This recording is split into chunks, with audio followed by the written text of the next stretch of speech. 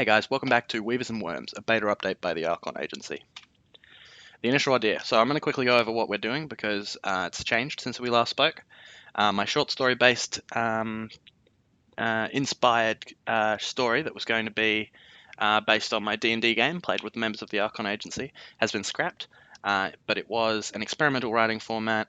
It was going to be formed on several blog posts and it was a continuation of a previous DA. I got some feedback from my players. Which talked about that I was jumping through optional hurdles that I didn't really need to. There were too many steps to get to the final product.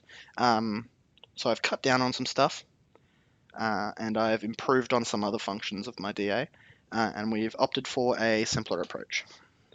We are now doing a VOD, or a streamed video/podcast show that will be featured on the Archon Agency streaming platform of just us playing D&D. We're cutting out the middleman, so I'm not waiting for the D&D game to write the story. I'm just featuring the D&D game.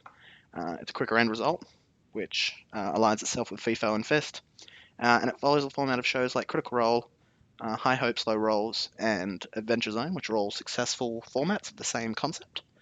And it's easy for digestion. Like multiple people, there are multiple ways for people to view it: stream, podcast, video.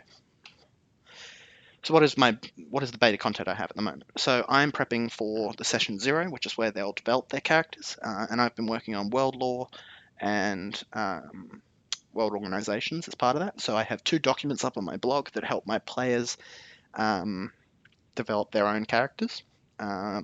If you don't know a lot about D&D, I encourage you to look up some of the basic rules. Basically, they need a character which they build off several of the rules in the game, but it also relies on what world you're going to be in. So some of the functions of my DA include Discord, Twitch, the 2 of the current ones I'm using in other DAs as well, which I'm improving upon. I feel my Twitch experience has actually improved with this DA.